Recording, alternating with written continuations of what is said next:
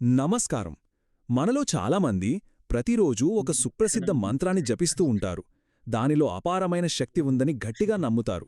కానీ ఆ శక్తి వెనుక దాగి ఉన్న అసలు రహస్యమేంటి? దాని మూలమెక్కడుంది? సరే, ఈరోజు మనం ఆ రహస్యాన్ని ఛేదించబోతున్నాం. రండి, ఈ అద్భుతమైన ప్రయాణాన్ని మొదలుపెడదాం. ఆ మంత్రం మరేదో కాదు, శ్రీరామ జయ రామ జయ జయ రామ. అవును, మనలో చాలామందికి తెలిసిన మంత్రమే ఇది.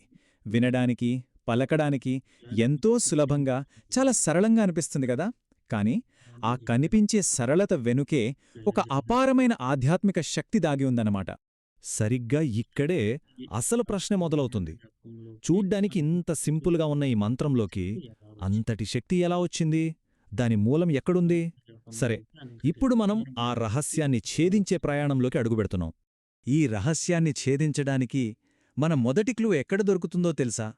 సాక్షాత్తు పరమశివుని వైభవంలో. వినడానికి కొంచెం ఆశ్చర్యంగా ఉందా? రామమంత్రానికి శివుడికి ఏంటి సంబంధం అని అనిపించొచ్చు. కాని ఈ రెండింటికీ ఒక విడదీయరాని అద్భుతమైన బంధం ఉంది. అవును, ఈ మంత్రం కేవలం శ్రీరాముణ్ణి స్తుతించేది మాత్రమే కాదు, ఇది శివుని శక్తితో, ఆయన వైభవంతో నిలువెల్లా నిండి ఉంది. ఈ రెండు మహాదివ్య శక్తుల కలయికే ఈ మంత్రానికి అంత అపారమైన బలాన్నిస్తోంది. సరే, మరి శివుడి వైభవం అంటున్నాం కదా, అసలా శక్తి ఎక్కడ్నుంచి వచ్చింది? దానికి సమాధానమే మన రెండవ క్లూ, అదే శ్రీరుద్రం. ఈ మంత్రంలోనే అపారమైన ఆధ్యాత్మిక శక్తికి అసలు మూలం వేదాలలో ఎంతగానో కీర్తించబడిన శ్రీరుద్రం నమ్మకంలోనే ఉంది. అసలు శ్రీరుద్రం పారాయణం చేస్తే ఏమవుతుంది? కేవలం పుణ్యం మాత్రమే కాదు, దానివల్ల అపారమైన ఆధ్యాత్మిక శక్తి వస్తుంది. మన చుట్టూ శక్తివంతమైన దైవిక ప్రకంపనలు ఏర్పడుతాయి. లెక్కలేనన్ని శుభాశీర్వాదాలు కలుగుతాయి. అందుకే అంటారు, ఇది కేవలం ఒక స్తోత్రం కాదు, ఇదొక శక్తి కేంద్రమని. సరే, ఇప్పుడు మనం అస్సలు కీలకమైన విషయానికొస్తున్నాం. శ్రీరుద్రం పారాయణ చేసేటప్పుడు శివుని నామాల్లో ఒకటైన శంఖర అనే నామం సరిగ్గా 13 సార్లు వస్తోంది.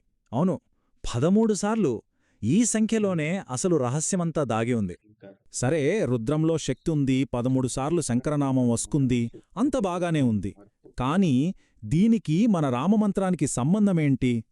ఇక్కడే కథలోకి ఒక గొప్ప మహానుభావుడొస్తారు. ఇంతటి సంక్లిష్టమైన శక్తిని అందరికీ అర్థమయ్యేలా ఒక సరళమైన మంత్రంగా మార్చిన ఆయనే సమర్థ రామదాసు. సమర్థ రామదాసు గారిని సాక్షాత్తు హనుమంతుని అవతారంగా భావిస్తారు. ఆయన ఒక పవిత్రమైన సంకల్పం తీసుకున్నారు. ఇంత గొప్ప దైవిక శక్తిని కేవలం కొద్దిమందికే పరిమితం చేయకుండా ప్రతి ఒక్కరికి అందుబాటులోకి తీసుకురావాలి అని. అదే ఆయన లక్ష్యం. ఆయన చేసిన అద్భుతమైన పనేంటంటే, రుద్రంలోని ఆ శక్తి సారాన్నంతా తీసుకుని దానిని త్రయోదశాక్షరీ అనే ఒక మహామంత్రంగా మార్చారు. అంటే అందరూ సులభంగా జపించుకోవడానికి వీలుగా ఒక సరళమైన రూపంలోకి తీసుకువచ్చారన్నమాట. ఇక మనం అసలు క్లైమాక్స్కి వచ్చేశాం.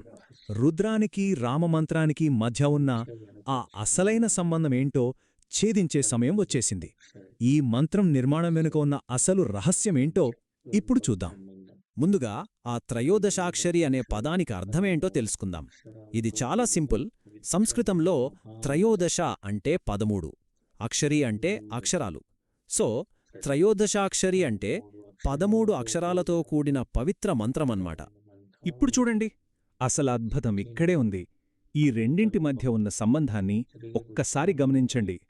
ఒకవైపు శక్తి మూలం అంటే శ్రీరుద్రంలోని 13 శంకర నామాల శక్తి, మరోవైపు దాని ఫలిత రూపం అంటే 13 అక్షరాల శ్రీరామ జయరామ మంత్రం.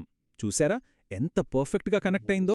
సో మనం అర్థం చేసుకోవాల్సిందేంటంటే, ఇది కేవలం యాదృచ్ఛికంగా జరిగింది కాదు, ఇదొక దైవిక ప్రణాళిక.